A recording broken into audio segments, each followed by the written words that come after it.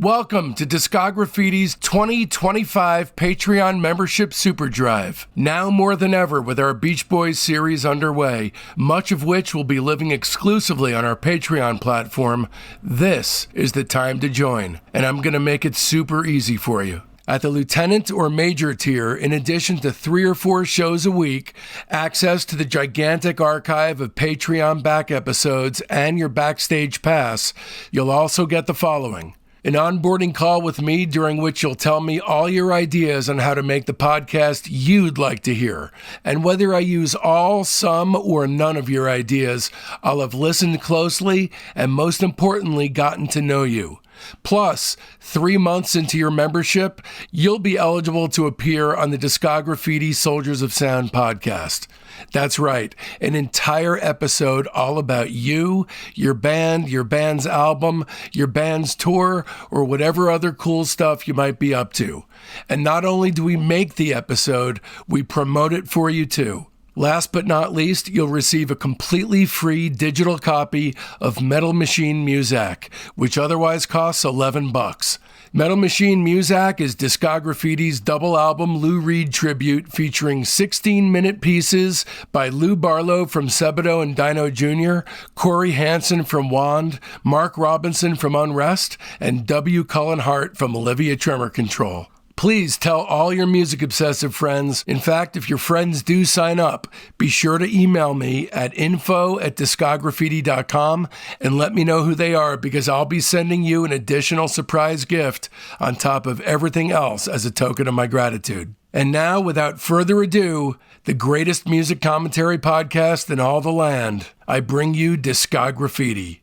And then we come across your favorite song of all time, I'm Bugged I'm Bugged at My Old Man. Yeah, why did they always do this bull session with the Big Daddy? They would often put on this sort of like just total fucking filler. It was probably funny to them for about 5 minutes in the studio when they were fucking around with it. Well, you know, it's interesting because a lot of the people that I'm talking to for this were around at the time. And when those records came out, there was no such thing as filler. And that those tracks, there was no precedent, and you were getting a look into the window of the Beach Boys world. I think it's very nice that those people feel like that and that people can experience that from it.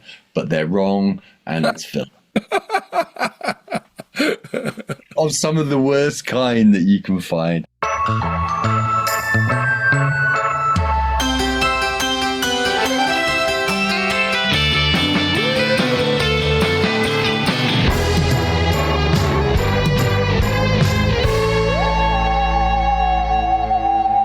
Welcome to another episode of Discograffiti's wildly in-depth Beach Boys series and Your Dreams Come True, where Brian Wilson freaks like you and me get our chance to delve deep into the barely believable history and prodigious discography of my favorite band of all time, and also coincidentally the best, along with a slew of over 50 top-shelf guests, ranging from musicians inspired by their work, family members, documentary directors, songwriting collaborators, Beach Boys authors, producers, touring band members, and for good measure, some of the Beach Boys themselves.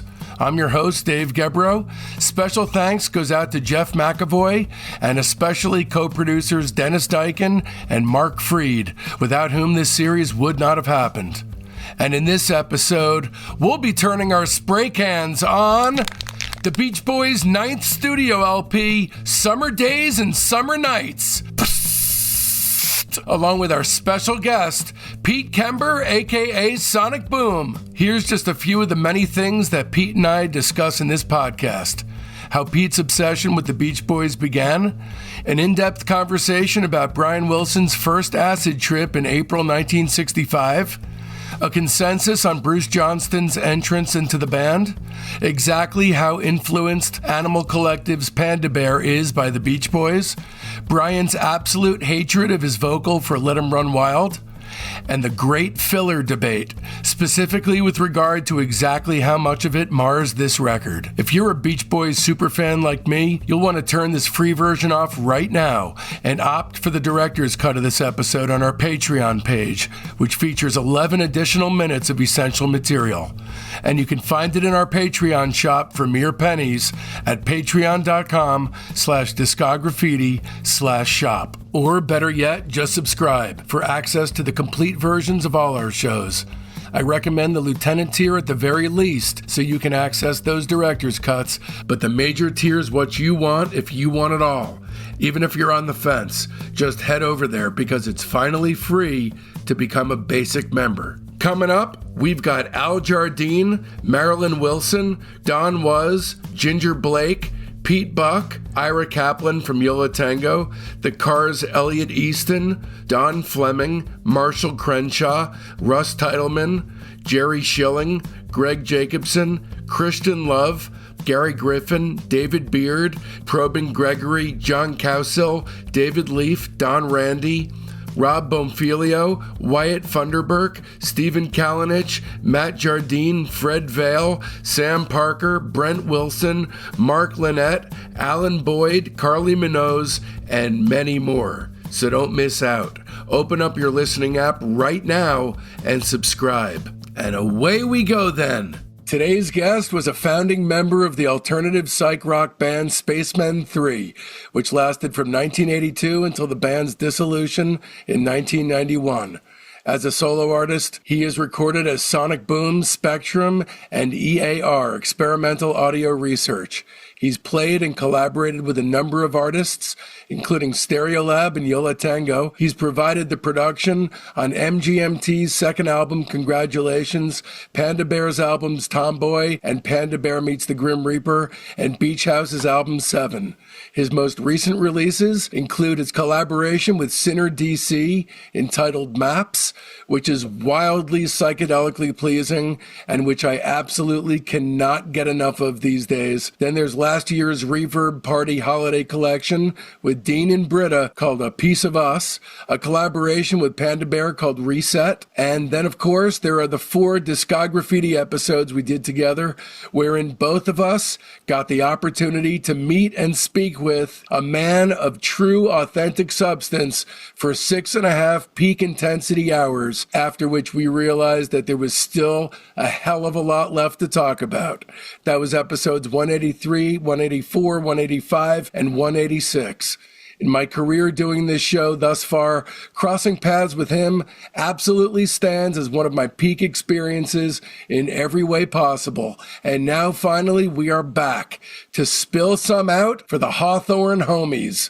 Lads and ladies out there in the swampy marshes of Discograffitiville who are swimming in pools of reverb, absolutely drenched to the bone, he's the Phil Spector of acid, the man whose wall of sound pulsates and oscillates like an organic living thing, a wall at which Brian Wilson himself would be rendered agape, jaw slackened, felled to his knees, in fact, as his capacity behind the boards has the wherewithal to do that even to a man of Brian's stature. Would you please welcome back to Discograffiti's hallowed halls, it's the mainliner himself, a man who loves to say da-da, he's Pete Kember, a.k.a. Sonic Boom. Morning. I feel more full spectrum than Phil Spector. Fair enough. Man, I am psyched for you to do this, especially because I feel like before burrowing into this particular record, I feel like we might be on the exact same page on this one. You know, I give a lot of their stuff 5 stars out of 5 because they are my favorite band of all time. But I don't think this is a perfect record. But there's so much to talk about behind this one. No, and also I should throw in the caveat here, which doesn't do me much credit. But I actually thought we were going to talk about All Summer Long, not Summer Days and Summer Nights. But I mean, of course, I've had all these Beach Boys albums for decades. And they all have something really good on them. That was something I was thinking when I was going through this album. You know, when you look at a lot of records from this period, which this record must be like 65, something like that, there weren't many bands who were making really solid records that were solid all the way through. There were some, for sure. There were the Beatles. But, you know, in general, a lot of bands, and I mean, Phil Spector was the king of this, of sort of filler, really, that was, you know, sometimes what they wasn't a single could also be really good. But there's also tracks where you were like, such a shame, you just can't keep this. And I think the Beach Boys were definitely, I'm sure they had one eye.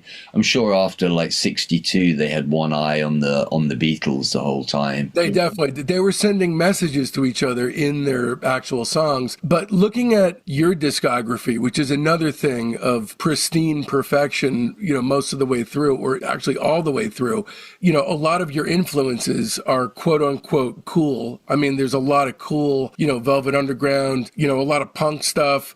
When you were getting going, the Beach Boys were not seen as a cool band. But yet I could hear Beach Boys type of melodies. How much of an influence were they really going into your career? I mean, I love them as a kid even. My dad actually had this album. I think it might be the only Beach Boys album that he had, actually. He didn't have a lot of records, but he had some good ones, and I sort of grew up with it. And I always thought, and of course every summer in the UK there would be a new Beach Boys compilation almost every summer of, you know, keeping the summer alive kind of, you know, hits kind of thing. And they definitely, of course, synonymous really with the sound of summer. They really somehow are one of the people who continually sort of captured that, I think, and that sound and that sunshiny vibe, and, you know, the sort of smiling when you're singing vibe, which, you know, Brian mentions, I think, in the preambles to one of those Smile tracks that we're going to be talking about in the near future. I heard him say, stop them and tell the band to smile while they were singing. And I was like, yeah, well, that's what DJs do. They smile when they're talking, and it's somehow, you can somehow hear it. We're sensitive to that, you know. Good Vibrations that was one of my earliest true loves with the Beach Boys. When I found Good Vibrations, I think my uncle had it on a 7-inch, and I remember borrowing his 7-inch, and I remember I couldn't get enough of it. As soon as it finished, I needed to put it on again. And that for me is one of the greatest bars that you can have for a song, that as soon as it's finished, you go, I need that again. I need to have that again. Do that again, just the same. Yeah, around the age of maybe 13, of finding that single and being like, damn, this is some special... This is like nothing else, this song. The section especially, or the feel, I should say, because that's how we composed it, you know, those stitching together those jigsaw pieces where it collapses back down into that churchly organ. Yeah. That's all over your music. The MO for Smile, which was often to juxtapose different parts of the song, were actually different songs, where it was sort of chopped between the song. And I just thought that was the greatest idea. And we definitely dragged some of that into Playing with Fire, and songs like Honey would be a good example of this sort of stop-start sectional type thing where it sort of was trying to make it sound almost like it was edited together rather than it was just done as one take, which I think was probably from that. And back then there were just, you know, I had 2 or 3 different CDs of Smile from the late 80s, and they all had different versions of stuff on, and there was always this, of course, great debate what was on Smile. I can't wait to talk with you about that. So when we last left our boys, Brian had pulled the second #1 hit out of his magical top hat with Help Me Rhonda, the studio date for which also held the dubious distinction of being the very final standoff between Brian and his dad, Murray.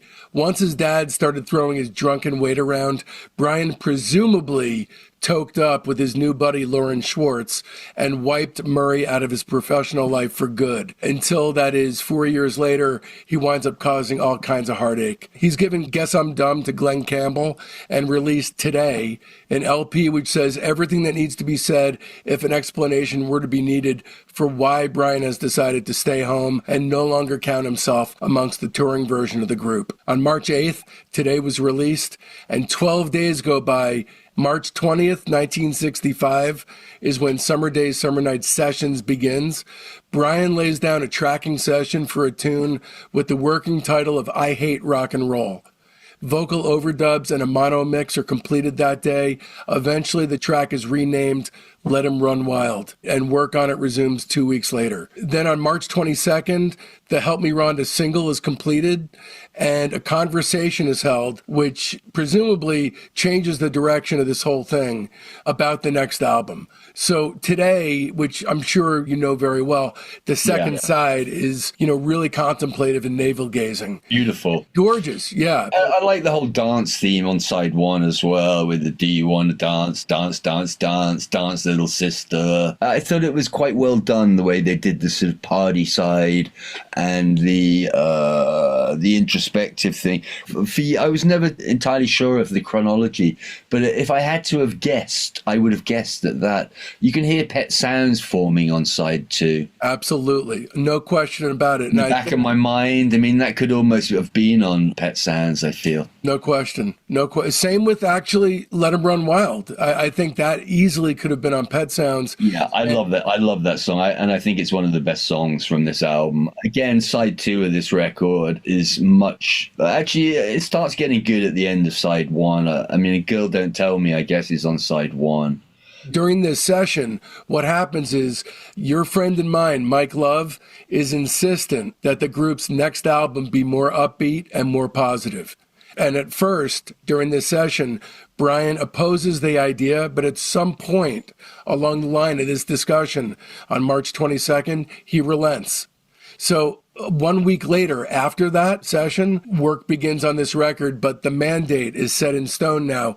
They're going to make kind of like All Summer Long Part 2. Yeah. So it's interesting because the way things started, it was not going to go in that direction. And in fact, the first working title is I Hate Rock and Roll. And I don't know if that is just like, an initial full-on embrace of weepy material, but whatever it was, it certainly didn't seem like initially he was going to go in the direction of a dance thing on this. Yeah, well, let's blame Mike Love, seems as he seems to take the blame for everything full sod. Exactly. Front-end loading this with an ad-lib song and a Freddie Cannon song, or at least songs that reference the ad-libs and Freddie Cannon. So March 29th, a week after that discussion, Summer Days Session 1. The LP is completed on June 4th. This session starts with a song that was actually left on the scrap heap. It's initially called Sandy.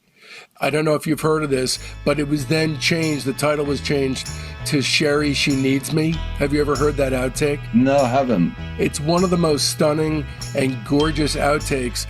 It kind of makes no sense why they didn't use it, in my opinion. But they're starting off on the right foot here with Sandy.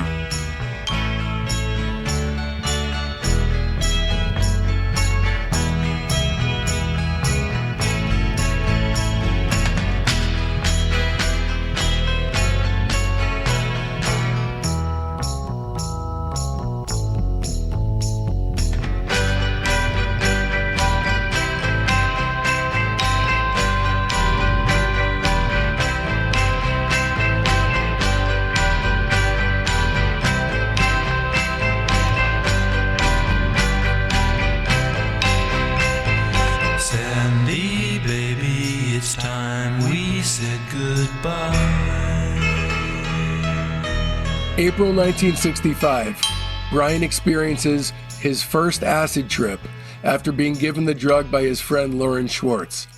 He tells Marilyn that he sees God and breaks down in tears. Across the rest of his entire life, every time there's an interview with Brian, it's a different story about how he sees acid. He has said, and I'm going to quote too, I learned a lot of things like patience, understanding. I can't teach you or tell you what I learned from taking LSD, but I consider it a very religious experience. That was in 66. In 76, on Mike Douglas's show, he said, I did my dose of LSD. It shattered my mind, and I came back, thank God. I don't know in how many pieces. So whenever he talks about this, it's from another vantage point. But this is a guy who, I don't know if it's because of acid, but this is a guy who experiences auditory hallucinations. So he's probably not like you and I in the way that acid infiltrated his consciousness. No, I think also he has a fragile psyche, and acid is not good for people. If you might have a screw that's a little bit loose, acid is like an electric screwdriver.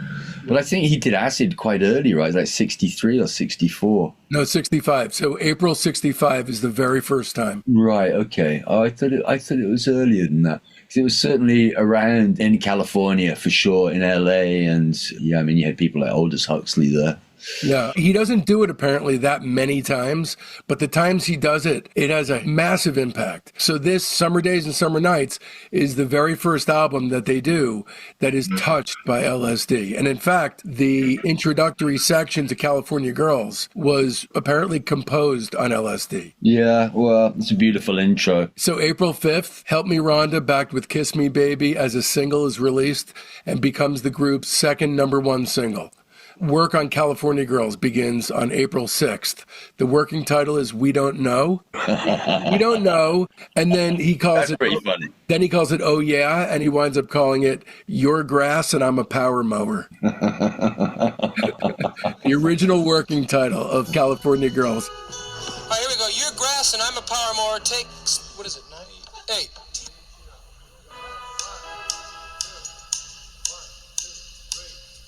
It requires 44 takes before he deems a satisfactory performance. This is obviously a major moment in Beach Boys history, and it's the first song that Bruce Johnston ever sings on.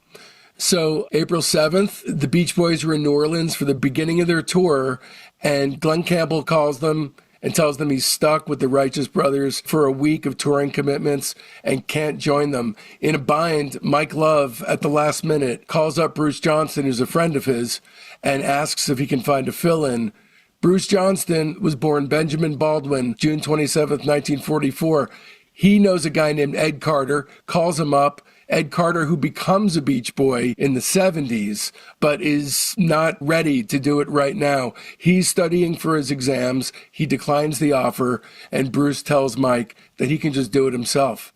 Bruce had never been on the road before in his life, but the next day he boards a plane to New Orleans, and Bruce Johnston joins the band.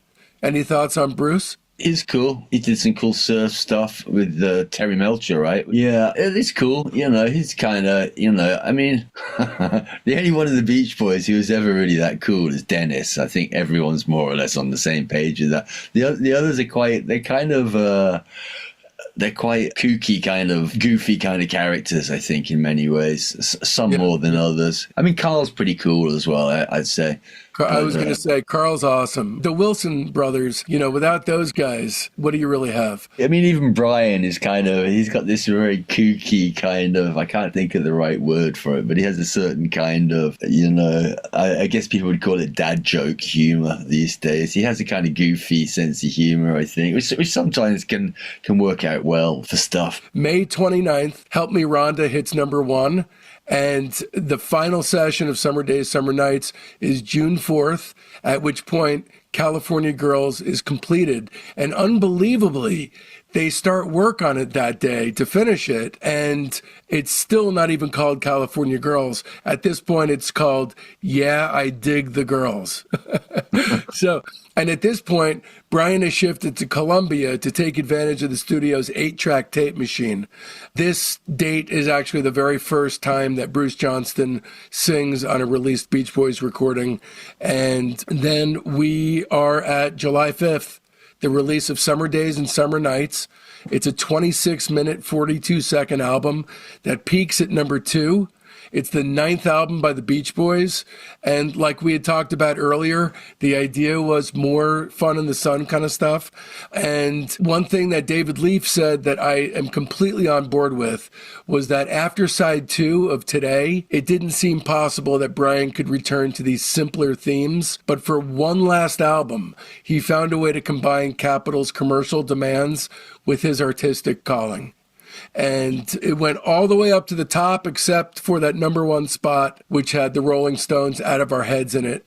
and it did not budge. That kept it out of the top spot. And one thing I wanted to tell you before we start with The Girl from New York City is that in the early 1970s, as part of Capitol Records' repackaging series of their Beach Boys albums, Summer Days and Summer Nights was retitled California Girls, and Amusement Parks USA and I'm Bugged at My Old Man were taken off the record. Yeah, nice. That's my recommendation to you. Although Girl from New York City was kept on. So let's drop the needle on this thing. Oh, hi, I'm Dave Gebrow.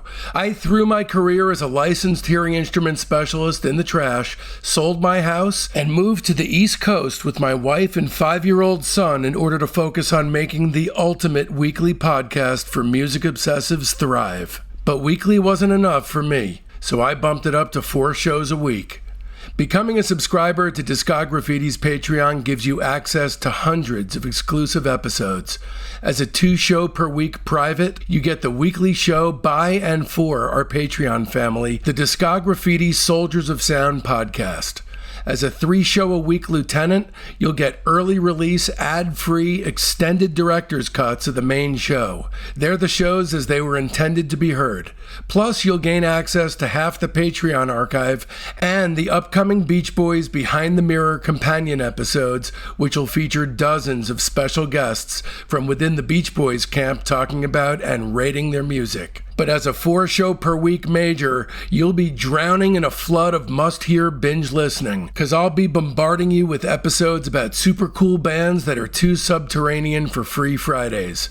It's like going to music college, but with a tuition that makes all kinds of sense. Plus, our entire Patreon archive is yours. Discograffiti's Top 10, our Buried Treasure show, Rock Cousteau, our Slag Off show, Queasy Listening, and the Private Press with Paul Major. And all that for the price of only a cup of coffee a week. Times are tough, you say? Fret not, because there's a $1 tier. Or you could just join as a basic member and buy episodes piecemeal from our Patreon shop. Don't risk feeling badly about yourself by not giving. Check out patreon.com/discograffiti to find the tier that's right for you. Once again, that's patreon.com/discograffiti. The Girl from New York City, an answer song to the ad-libs The Boy from New York City, which was actually released in Greece as the B-side to Wild Honey, believe it or not. But I think you and I are in agreement here. As soon as the fucking thing starts with that boxy sounding saxophone, I'm kind of like, wait, this is the same producer who's been doing these massive, epic songs of vast vistas, and I don't get it. It sounds like Jeff Lynne to me. It just sounds like filler, and I just think that the vocals are just kind of corny on it. You know, Boy from New York City is a cool song. It's a really cool song, and this is kind of like trite a little bit. And I guess it wasn't meant to be about Annette Funicelli or some beach. It was actually about Leslie Gore. Leslie Gore, okay, there you go. Yeah, which doesn't redeem it at all, unfortunately. Yeah, you know, the thing for me is being such a big fan of this group, it fucks with me because every time I put this album on, if I don't skip this song, I always think there's something wrong with me. It's like, it's not me, it's you kind of thing. So I always think like, okay, I'm missing something here. I got to listen, and I'm sure I'm missing something. And I have the same experience with it every time, which is the experience you have with it. Yeah, and you know, when people used to say, what are you listening to in interviews and stuff in the 80s? And I'd say, the Beach Boys. And they'd go, really? Or even friends of mine would go, really? The Beach Boys? Come on. And it's partly to do with some of their early singles, I'm sure, which are a bit sappy. But these, Mike Love obviously got to front load this record with these two. Well, the first 3 songs a little bit, I'd say. Although The Girl from New York City is a nil point for me, I'm afraid. Yeah. One thing I do love about it, though, Carl's swing and guitar lines, they're really fucking cool. And that is one thing that saves it for me. And I kind of like the chorus, the verses and the sax, all that stuff is just flatline for me. But, you know, for Beach Boys at this time is very rare for me not to love something. Then we're over into Amusement Parks USA. And in a different way, we're kind of in similar territory where for me, the album has still not taken off quite yet. Yeah, I mean, again, it references very heavily Freddie Cannon's Palisades Park, which is a momentous record, an amazing single, and that might be its redeeming, that it sort of bases itself in part on that. But yeah, again, it's this sort of cheesy California, sort of cash-in-y amusement parks USA. I guess it's sort of singing about some sort of brain-dead sort of California culture at the time, which I think, it wasn't all cool kids in California, that's for sure. I think initially I would imagine that the inspiration was to do something like Surfing USA. I mean, it's right there in the title, USA. And there's a geographic rundown of all these different amusement parks, just like Surfing USA. Oddly, though, of all the amusement parks, it's Palisades Park, Salisbury Park, Euclid Beach Park, Disneyland, Steel Pier, and a couple others. All of them, except for Disneyland and Steel Pier, ceased operation within a few years of the song's release, almost as if the song was cursed. Yeah. Really weird. But the thing that is really weird about this song to me is that Brian is trying to shoot for a rollicking good time.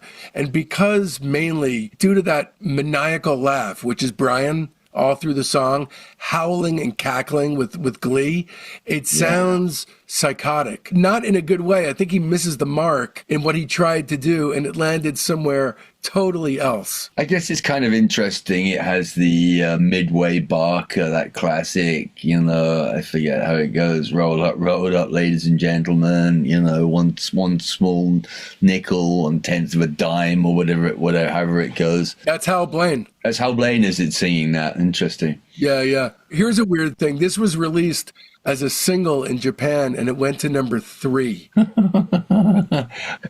Yeah, but that would be being saved by not understanding it lyrically, I think. That's based on the sound of it. Yeah, that's kind of amazing in itself. Even for a nation where they wouldn't have understood a single word that was being said, that's still surprising to me. Yeah, to be totally honest, most of the time I listened to this record, I started at track 3. Yeah. So yeah, and I think Then I Kissed Her, track 3 is where it starts to pick up, really, because of course it's a great song. One really cool thing that Brian does is when he does these Spectre nods, like Then I Kissed Her, and even Don't Worry Baby, he does not use the Wrecking Crew. You would think the Wrecking Crew would be all over this. This is only the Beach Boys, except for Ron Swallow on tambourine, who is not from the Wrecking Crew. Interesting. I noticed that Al Jardine didn't make it onto the sleeve, or Bruce Johnston. Bruce is probably because he was under contract with another record company at the time, and Al apparently had the fucking flu, and he's not on the last album cover either. Oh, interesting. He was at home puking, apparently. Quick, Al's sick. Let's do some photos.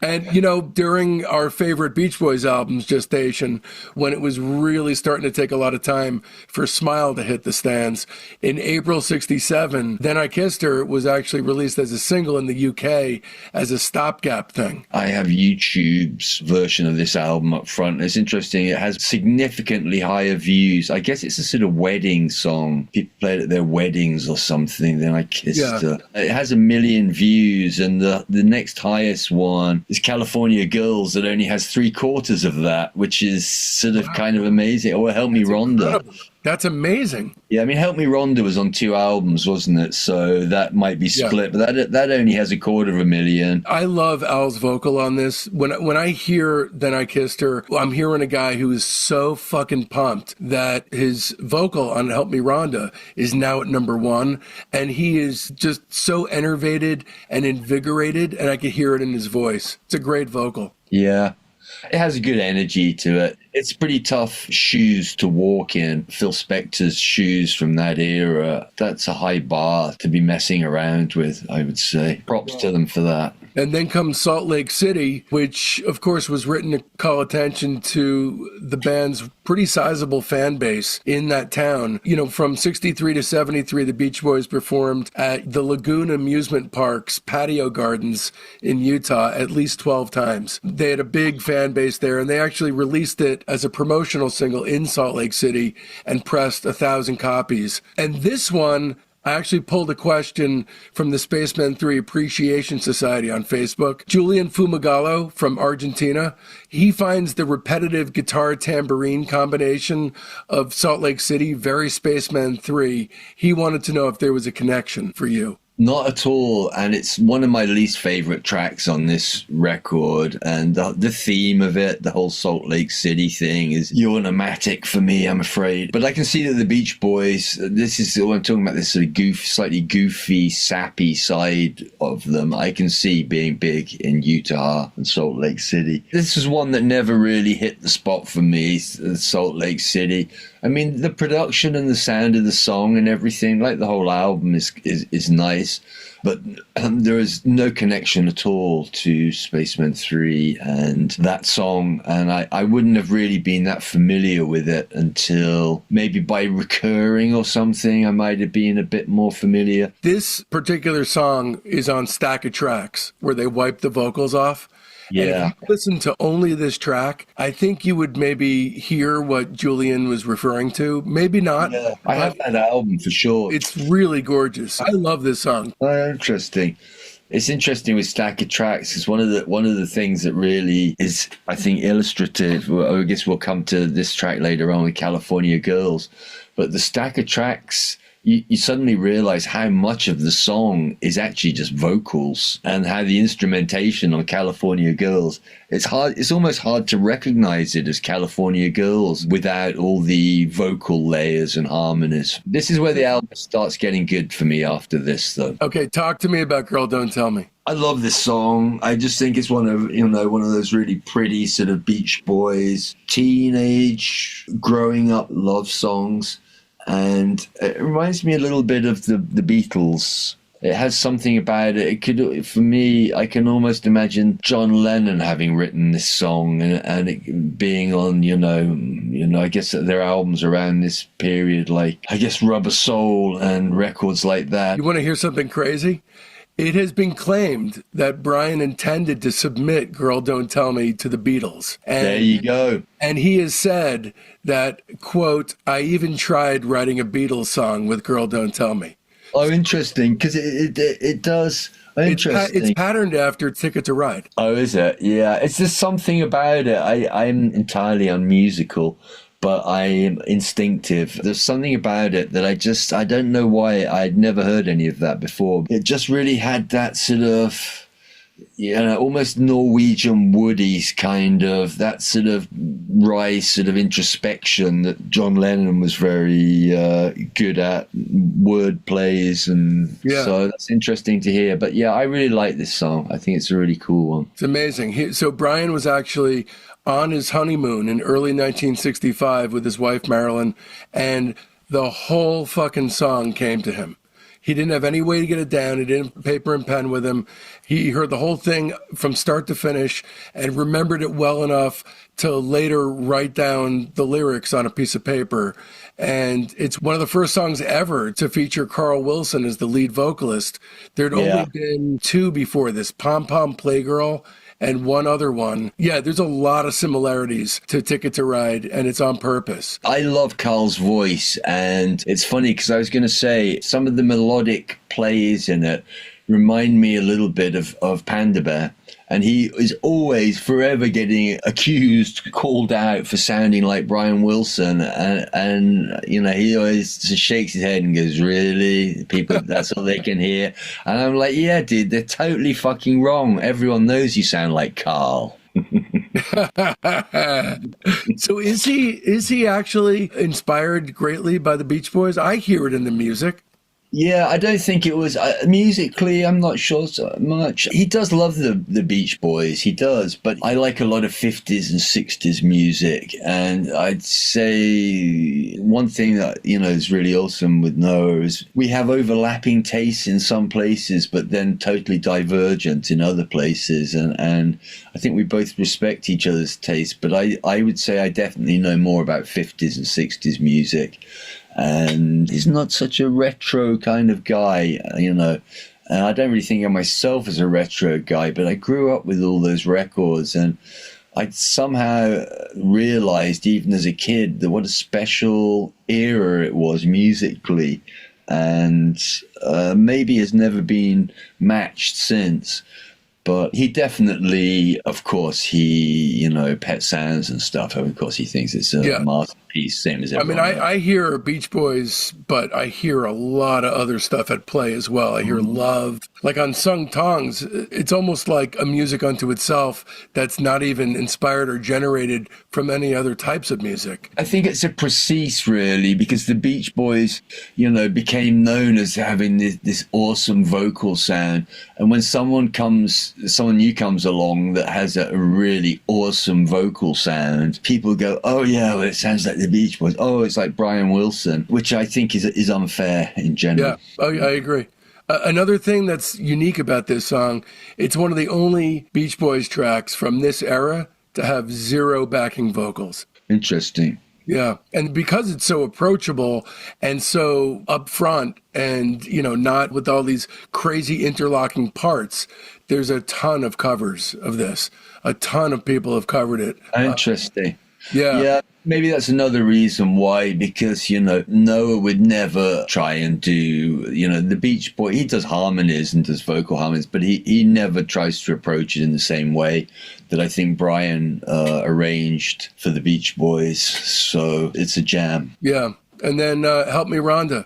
So Help Me Rhonda, one of the only instances of somebody covering themselves. The idea of making a song, either realizing that you'd kind of swung and you missed, but realizing that the song itself is not the problem. It was the track you produced. And then to go back and to fix it, and not only to fix it, but to make a #1 hit and hit it out of the park is incredible. And I can't think of any other story in music history that really is like that. No. I flat out don't even really like the original version on Today that much. I think it's flat. The one experimental touch as a producer that he's ever done that I don't like is he's riding the pot on the volume. So in the chorus, he's coming up, he's coming down. There's like this series of fake fades that I think is terrible. I think it's the only bad choice that Brian ever made. He fixed that.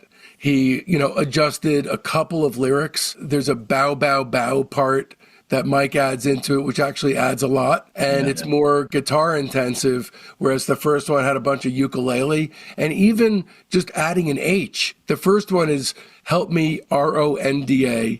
And this is Rhonda. Panda from the valleys. Yeah. Welsh. So this one was inspired by Mac the Knife, which Brian was actually playing on the piano, and it drifted into him writing that song. And he's also cited Fannie Mae as an inspiration. But tell me about your relationship with this track. I mean, this is one of their big hits. I guess if you're telling me this was the hit version of it, this is the one I know. Although I know what you're talking about with those fake fades and then jump backs in on the other version. I can hear it now. You mentioned it. Isn't that it's a little bit of the sort of live type thing where, you sort of walking off stage and then the James Brown reappear kind of thing. Yeah, it was never a massive jam for me, Help Me Rhonda. I mean, this one's right in the middle for me, I guess. Interestingly for the group, I've always been fascinated with the idea of chaos being the harbinger of great creativity, and whether that's really a thing or if it's made up. And Murray, when he's in the studio, there's all this recorded evidence of him being a real serious pain in the ass with all of them and just riding them incessantly, even drunk. I mean, he came to this session drunk. It's a famous session in Beach Boys history For this song and with I Get Around, he was at both those sessions, and it was a confrontation with Murray, and it actually came to blows. And both songs were the only two songs up to this point that hit number one. Interesting. I kind of found out about that while I was researching doing this series, and it kind of blew me away that the two songs where Murray was like really just trying to drive the train off the tracks, it sounds like, in the actual session. They were the hits. Yeah, they were the biggest hits up to this point. Yeah. It was a complicated situation, no doubt. To squeeze a number one song out of a situation like this is amazing. Yeah, well, I'm sure Murray would say that he was part of that process by goading them and making Brian be bugged at him. I'm bugged at my old man. I don't think he would say he's part of the process. I would say it's entirely because of him. Yeah. Yeah, this one I really love. And, ironically or aptly, released as a single in March 65, and it knocked Ticket to Ride from the number one spot. Wow. Yeah. You don't care. Exactly. So we lift the stylus up and we're on side two. California Girls. In the 2004 documentary Beautiful Dreamer, Brian says that he had written the song while on his first acid trip, but in the 2021 documentary Long Promised Road, he said that he wrote the song during the week after the trip when he was sober. But basically, he said that he just went to his piano and was thinking about music from cowboy movies and just sat down and started playing bum-ba-dee-da-dum-ba-dee-da-dum. Yeah. Which is so incredibly dopey, but he squeezed greatness out of this kind of silly progression. Yeah. I mean, I feel this is Mike Love who sings this, presumably. Yeah. Yeah, I feel it was written for Mike Love, this song. It's so up his street, and he was famously quite a Lothario, right? He loved the ladies. He did. Loved the ladies. Yeah, I mean, he said at that time that he had a problem. Yeah, but the intro is kind of spectacular, and it doesn't really have anything to do with the rest of the song, but it's such a stunning intro. You don't think it actually has a progression that leads into the song? Oh, it does. Yeah, for sure it does, but it just never reappears in the song. It's this sort of curtains opening into the song. For me, it's a little more interesting than the song.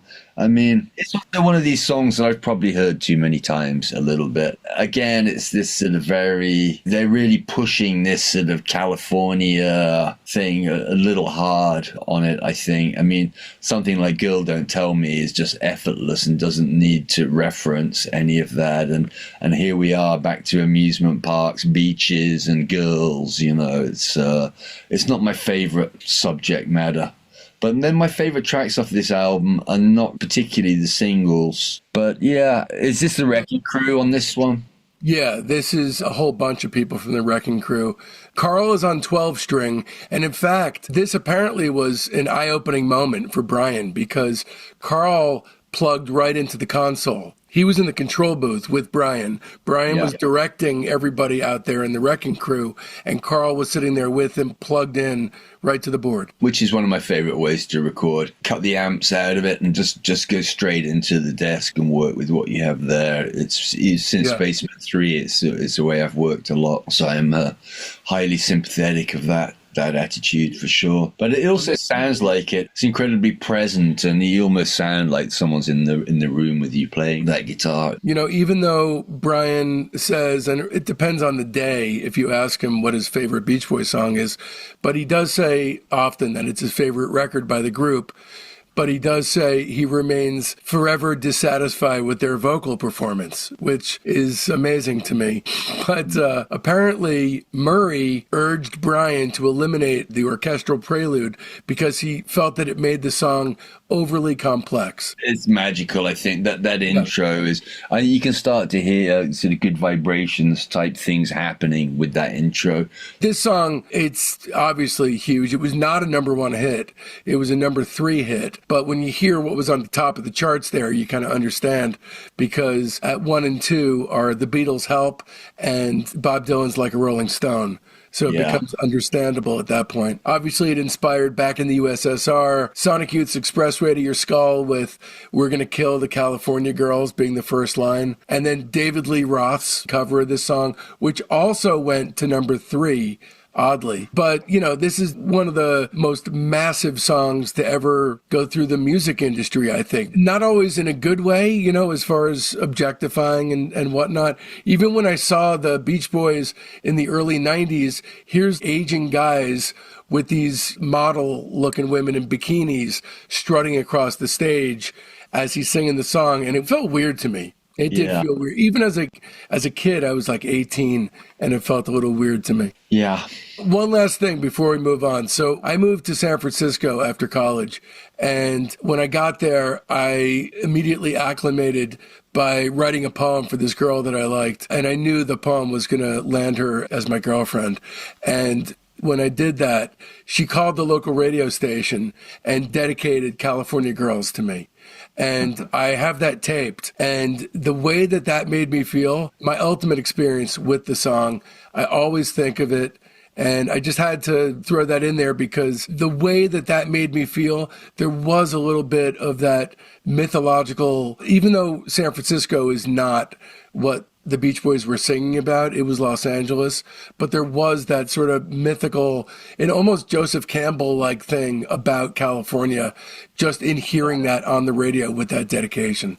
Nice. This episode is brought to you in part by Bespoke LA. Located in the Fairfax district of Los Angeles, Bespoke LA is the modern podcaster's dream come true. It's got 2 podcast pods available, one with audio only and the other with both audio and video. Just think, you can start your own podcast tomorrow without investing a single penny in equipment. What, you don't have experience editing? Don't even sweat it. For an additional fee, Bespoke LA can edit your podcast. Or not, it's entirely up to you. Rates start at $75 an hour with discounts if you book 4 sessions at once. Go to bespokela.com/podcast. That's BSPOKELA.com/podcast for more information or to book your time today. And be sure to tell them that Dave sent you for a one-time 25% discount. All right, let 'em run wild. This for me is maybe the best track on the album. I love this song. I like the general sort of vibe and thrust of it in general. And I always suspected it was about Dennis. I don't know why. I always felt he was the one running wild in the band. There is a possibility, I've heard, that it was inspired by Murray's extramarital affairs. Whoa. Yeah. Damn. I know. Yeah, could be. That would seem a bit of a stretch to me, in a way, in the whole scenario of the thing. And I'm sure they weren't wild about seeing their mother being extramaritally cheated on. Their biographer, Peter Ames Carlin, is the one who suggested it, but I don't know what his sources were. This is one of the first songs that Brian Wilson wrote after toking up. To me, I can hear pet sounds all over this thing. Does he sing it? Yeah, that's Brian. And you know what? Later on, Brian really had a problem with his vocal. He's singing with a really high falsetto, and he thought it was too shrill. He said, I sounded like a little girl. I sounded like a fairy. And in case you think I'm overemphasizing it, here's another clip that's actually on his website, and I transcribed it for you because I really think you'll appreciate this. This is him talking about his vocal on this. Okay, now that's a sore spot. I'm real self-conscious about that. The way I sang that, it sounded really, really lame. I have to tell you the truth, I really did not like that. That's one of the least favorite things that I ever did, because it's a little lame, a little bit lame, and my voice sounded like a little girl, like a chick, a sick chick, you know? Oh, the track was beautiful. Oh, it was great music, great track, but the vocal was so lame. I didn't like it at all. And still, whenever I'm with someone and they play that record and I'm around, I walk out of the room because I don't want them to know that I didn't like it. I think Brian's lame-ometer is different from other people's. And clearly, because he did so much lame shit at different times in his career. This, for me, I totally disagree. I think his vocal sounds awesome on it. Yeah. I don't know any fairies that sing quite like that, but Yeah. maybe Brian does. I find this to be profoundly moving. And the summer of 1990 is when I initially connected with it. And I remember, for whatever reason, I remember that the movie Ghost had come out that day. And that day, I was just looking at the back cover of the record and that windswept picture of Brian. And there were tears in my eyes hearing this song. The guitar figure and the arrangement and just the amount of emotion in this. It had sort of a rolling crescendo to it as well. That it really has these sort of peaks in it, like waves or something coming crashing in.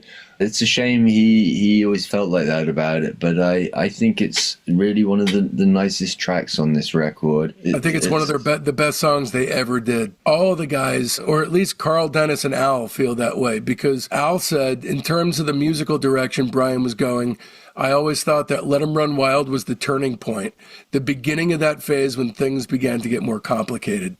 And you can say that about side 2 of Today, but there's something about this that just feels like it opened up and it's expansive.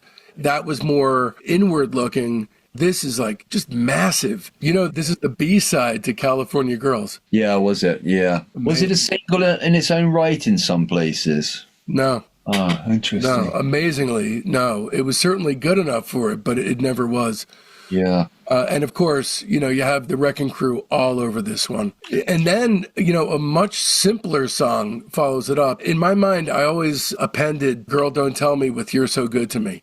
You're So Good to Me is like very simple, very upfront, and, you know, not as tricked out as Let 'Em Run Wild. I love You're So Good to Me. Are you a fan of that one? Yeah, I am. I think the riff is really great. The whole dang, dang, dang, dang, dang, dang, I think is awesome. And it sort of has some of those sort of slightly Who-esque vocal. I know the Who were big fans, Keith Moon particularly, but the whole la, la, la, la, la, la, la, la. The Who apparently did it because they couldn't afford cellos or something, and their manager suggested you can't have cellos, so you're just going to have to go and sing it. But it has a similar sort of vocal exuberance, I guess, which I think is really nice. I think it's a cool song. I can see it wouldn't necessarily be lined up to be a big hit for them in any way, but I don't see it as filler at all. I see that as one of the nicer tracks on this record. Yeah, me too. Written in 20 minutes. And although that's not shocking to me because it's, you know, it sounds like something that probably fell together quickly, still pretty massive to write something like this in 20 minutes. And, you know, for those backing vocals, for the la la la, for the Who, is that Happy Jack that they did that? There's a bunch of them. There's one where they even sing cello, cello, cello, cello, cello, cello, cello. What's the one? My name is Ivor, I'm the engine driver. Yeah, the Who, Keith Moon particularly, I think he was a massive Jan and Dean and Beach Boys fan. I mean, they did Bucket Tea, didn't they, on the Ready Steady Who EP. And I can hear that Jan and Dean, you know, who I guess kind of were the Beach Boys before the Beach Boys existed, really, who sort of predated the Beach Boys, doing something quite similar. I can hear it in their vocal melodies. I presume it's Pete Townsend singing like that, singing with the high voice. Brian called it a tongue song because of the la la la la. It was really hard for the guys to do that. And this is also just the Beach Boys, except for Ron Swallow on tambourine and his wife Marilyn on backgrounds with them. Otherwise, 100% Beach Boys. Yeah, because I like some of the songs from this era they gave away to the Honeys and to the Hondells and people like that. I thought was some really nice things. I like all that Honeys stuff. I have a record called the Brian Wilson Productions that was part of a box set that I had, a Beach Boys best of box set, I guess from the 70s. And I found it in a place, and they didn't have the box, but they were selling all the albums separately. And there's one that has a lot of the Smile stuff all on the same album, and some of the B-sides, like You're Welcome, and some of that Smile, more or less era stuff, Smile era stuff. I did a whole episode just on his outside productions, and I'm going to do a Honeys episode coming up as well. Yeah, I dug all that stuff, Shoot the Curl and all that stuff. I mean, I'm a sucker for the early surf stuff, and I know a lot of it's goofy, but there's some really cool stuff amongst it. I mean, vocal surf, not Dick Dale-esque instrumental surf, but, you know, the sort of vocal surf, I guess really, as I say, pioneered by Jan and Dean, I would say, pretty much. Yeah. So, and this was another one with tons of covers because, you know, again, with that straightforward kind of compositional style, lending itself to other people actually being able to sing and play this stuff. Then we come to what I always thought was a really interesting part of the record, because, you know, they have other records where it kind of, like, in my eyes anyway, my ears, fell apart. Like Shut Down Volume 2, at the end you have Denny's drums, which is a drum solo. Yeah. Louie. And this, it veers left here. You have an instrumental and then a couple other tracks that are, you know, almost feels like an EP that's stuck at the end of the record. But first, with Summer Means New Love, this is only Brian. There's no Beach Boys on this song. And It was actually, in '66, released as the B-side to Caroline No, which was Brian's very first solo single. It just says Brian Wilson on that single. I love this song just for it having this sort of instrumental cocktail hour sort of, it's very evocative. You can almost hear the waves crashing and see the palm trees swaying in the wind with it. It has this really idyllic sort of instrumental vibe to it that I think is really cool. I think this is actually one of my more preferred tracks on the record. Yeah, me too. Me too. And one thing that I always notice is that insanely gorgeous string outro. It always makes me think of In the Back of My Mind, but it's the yin and the yang with that, because in the back of my mind, I think it was Bruce Johnston who said that the way that the strings wander off at the end there is like looking right into Brian's frame of mind at that time. But this writes that. So it's like it kind of puts it back together so the derangement is gone. The way the strings go out on the coda are just almost beyond compare. So beautiful. And then we come across your favorite song of all time, I'm Bugged I'm Bugged at My Old Man. Yeah, why did they always do this bull session with the Big Daddy? They would often put on this sort of like just total fucking filler. I mean, like, it was probably funny to them for about 5 minutes in the studio when they were fucking around with it. Well, but it really is wasting people's time. Well, you know, it's interesting because a lot of the people that I'm talking to for this were around at the time. And when those records came out, people are telling me, you know, not in any way that's even an opinion, but they're telling me that in the 60s, there was no such thing as filler, and that those tracks, there was no precedent, and you were getting a look into the window of the Beach Boys world, and people loved that stuff who were fans at the time. And so it's been interesting to get a schooling in what it was like to experience all that stuff in real time. Because you and I, looking back, it would be one thing if it was a conversation about something in particular. But this is just them talking about nothing in particular and they're fucking around. I think it's very nice that those people feel like that and that people can experience that from it. But they're wrong, and it's filler.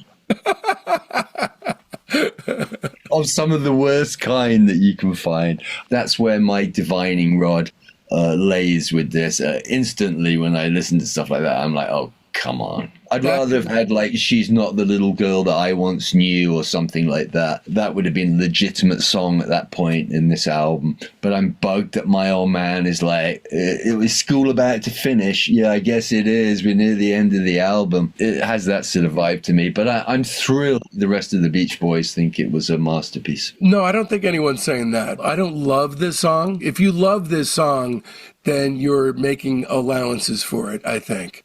And I mean, Brian credits himself as too embarrassed on the back cover. You know, he's not dumb. He recognizes it too.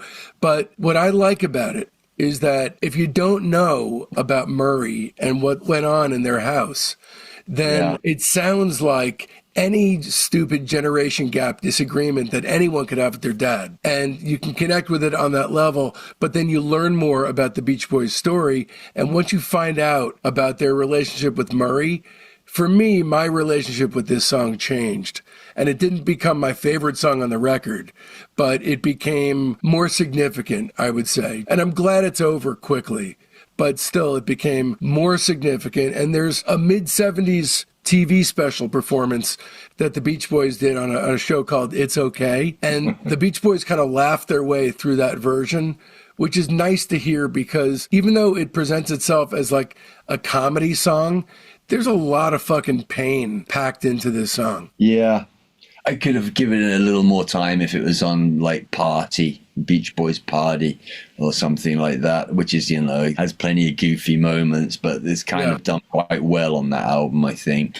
I like the levity, and it has a slightly staged vibe a little bit on Party, but it has some real moments, I think. But yeah, no, this for me, it's definitely my biggest claim for it having filler on it. Okay, how about And Your Dream Comes True? Yeah, see, I think this is really beautiful. It has that Disney-esque, it sounds like it's from it could be from Snow White or something like that, and it's sort of hinting towards Our Prayer and these purely vocal arrangement type things that really just showcase their voices. I'm a little bit of a sucker for these sort of slightly Disney-esque type. It sounds like it should be from some Disney thing. It's very saccharine. I don't know if you know why this is such an important song for the Beach Boys, especially because of Smile. On July 7th, 1963, Brian filed the copyright for a song that was tentatively called Baba Black Sheep, with a melody that was based on that nursery rhyme. The song later became And Your Dream Comes True. And even though the song is just over a minute long, it was recorded in 5 sections, each one that was double-tracked, and then it was edited together. And it was like a dry run for Smile. In a lot of ways, there's a lot of experiments going on in this several months leading up to Pet Sounds that are going to clear the way for a lot of these miraculous creative events to happen. And Your Dream Comes True is a massive part of that. And each one of those sections is titled something different. So there's Wish That He Could Stay is one, and they're only seconds long. And if this was not the first instance that they did this was right at the outset where he was composing in feels, but here he was producing in feels. Yeah, well, they've given it a highlight spot on the album. I mean, the last track on side 2 is important. Whether it makes you want to flip over and put on The Girl from New York City again, I'm not sure about that. I wish it was the first song. I think it would have been an incredible intro. This could be my favorite track on the record, and it's no accident that I named the series after this. It's The Beach Boys and Your Dreams Come True, because to me, that place, that Disney place, I don't buy into the Disney dream, but when I hear this 1 minute of them singing, the way that makes me feel, the emotions evoked by music are not bettered from there. I mean, this is as evocative a song as I've ever heard in my life. Yeah, they very much somehow managed to encapsulate this sort of sound of what you imagine might be California, including amusement parks and Disney, not just Disneyland, but the whole Disney ethos, I'd say, their films and the way they made films. And it's interesting to me that the record sold so well, actually. I mean, I guess it's mostly off the back of the singles. It had California Girls and Help Me Rhonda. But the whole thing, when you put it together, is quite an imperfect record in many ways. I'll give you my tiny capsule review. So the Today LP felt like it was all Brian. So he had to pay the Summer Fun Piper because he got to get his last time out. He got to make his ego music. Summer Days feels like more of a group record, like the guys' suggestions were being heard this time around. The sequencing always felt a little strange to me. It limps out of the gate, at least to my ears, and I wish Brian had started the record with California Girls, Rhonda, or even And Your Dreams Come True. As it is, it takes a bit for the platter to get going, but once it achieves cruising speed, to me, it's wildly good for its entire length. All Summer Long and Today better it from the past, and Pet Sounds and Smile improve on it round the bend.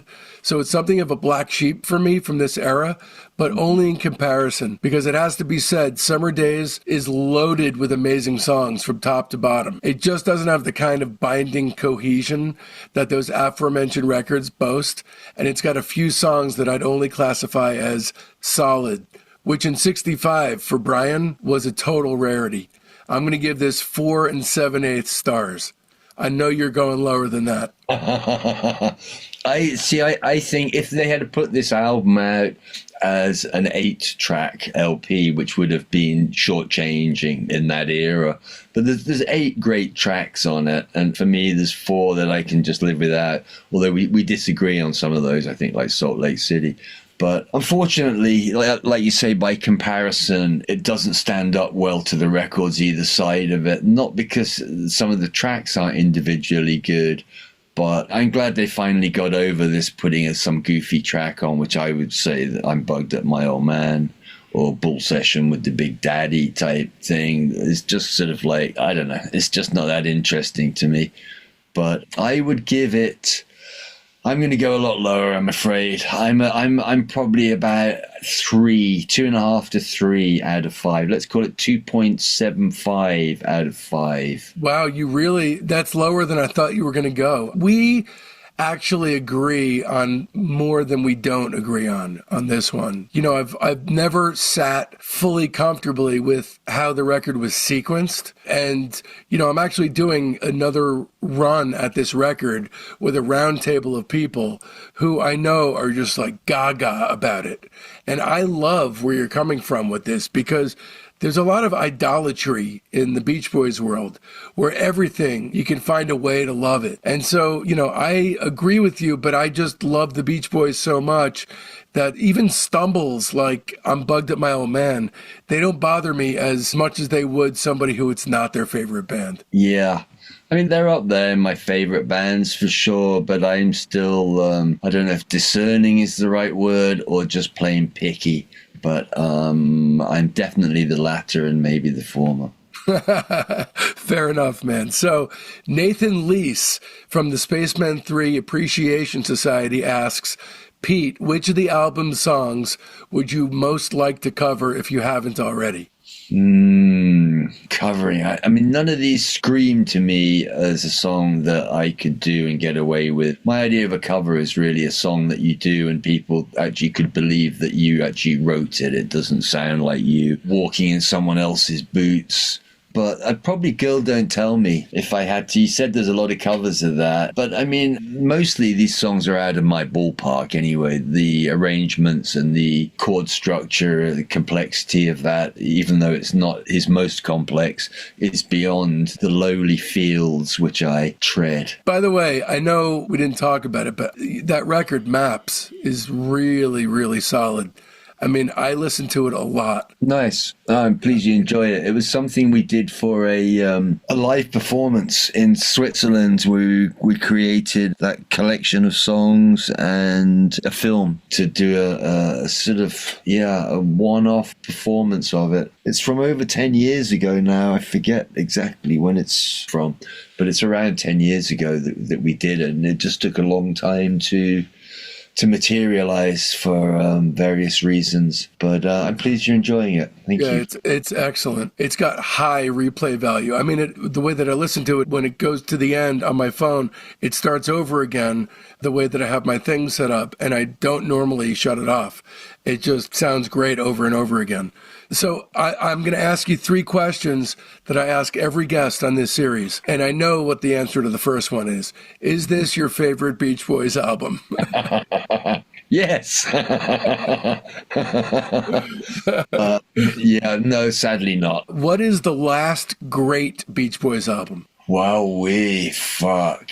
Well, I mean, I don't know if it counts, but of course when Brian put Smile together under Reese's Brian Wilson, but it's not really a Beach Boys. I mean, see their albums Smiley Smile might be their last record, or I think the whole record is really awesome. And in the absence of that being the placeholder for Smile in its era, but most of the albums after that, like Friends and Wild Honey, Surf's Up I really like. I mean, they nearly all have some Smile stuff on it, like Surf's Up, the song itself. But even on Surf's Up, actually, Student Demonstration Time, I could really look at that. Fuck that. But then Day in the Life of a Tree, Field Flows, Surf's Up. So I'm going to say Surf's Up might be the latest album, I think. And I might have most of their 70s albums as well, because you could buy them for nothing. No one wanted the TM album or 15 Big Ones or, forget all their other records. I don't really like, this might be contentious, I was never a fan of Holland. I love that one. And then the third question, do they slip into irrelevancy for you? And if so, then at which LP? Oh, for sure, they slipped into irrelevancy. I don't know, somewhere right after Surf's Up. I mean, this sort of Brian's gone, Brian's back era. There's the odd song from some records in the 70s that I really like. There's that song, I Went to Sleep. I really like that song. I mean, Surf's Up, some of it, it's magnum opus in Surf's Up, of course. It's from 4 years before or something, right? So it kind of gets complicated with the Beach Boys, I think. They managed to spray out Smile stuff over a few of their records, but Surf's Up is the last album that I listen to fairly regularly and listen to the whole album, and I might skip Student Demonstration Time. Yeah, I never listen to that song. I hate that song. Well, those are all great answers. And so as we move into this next period of Beach Boys history, Bruce Johnston is now securely affixed into the group unit.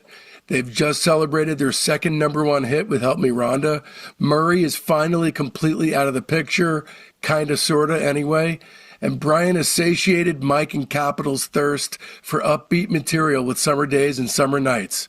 And so Brian was about to dive deeper into his artistic cocoon than he'd ever dived before, in a period during which, in a very odd twist, only the most musically uninteresting part of their iceberg was allowed to remain visible up above the water. So you're definitely going to want to stick around for the deep dive that Tom Sharpling and I are going to do on the Beach Boys Party.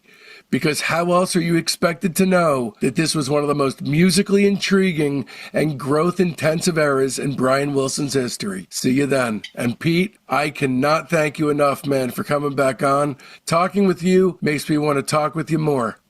Thanks, man. That's very kind. No question about that, really. And I cannot wait to do a Smile thing with you. Yeah, I'm looking forward to it. All right, that about does it. Stay tuned, because next week, we've got Tom Sharpling discussing the Beach Boys Party, not to mention the incredibly important Stepping Stone experiments en route to Brian's new music. Okay, here's the week up ahead. This Sunday, our weekly show within a show, the Discograffiti Soldiers of Sound podcast, drops for our Patreon's private tier. These are real people with talent and a burning fire deep inside, just like you and I. Then come Monday, the major tier gets a very special treat with an absolutely epic bonus roundtable episode in which we cover Summer Days and Summer Nights again. This time for almost 3 hours and featuring 3 special guests, Dennis Dykin, Mark Freed, and Jeff Levinson. Every last minute of this one is essential, trust me. As deep as Pete and I just dived, the 4 of us keep going until we're practically below the ocean floor itself in this super special bonus episode. There will be a short sneak peek running publicly for free on Monday morning, but the entirety of the show will only be accessible on the major tier of our Patreon. Don't miss this one, or you'll only be getting part of the story. And then on Wednesday, the Lieutenant tier gets their early release, ad-free, super extended director's cut of the Tom Sharpling Party podcast. It's the episode as it was truly intended to be heard, with all the essentials left intact. And then come Friday, everybody else gets to join in on the action. A heartfelt Discograffiti thanks goes out to my beautiful wife and son, Jen and Mason, Sonic Boom, Rudy Fishman, Becky Boyd, Jay Schultz, Bespoke LA, my mom, my dad, Joe Kennedy for that killer new theme song, my incredibly loyal fans, and especially the entire Patreon community, the Soldiers of Sound. I love every last one of you, and this show would not exist without you, my friends.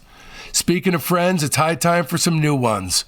They're in our Facebook group, Discograffiti Soldiers of Sound. That's the best way to find out what's coming up on the show, but there's a hell of a lot more.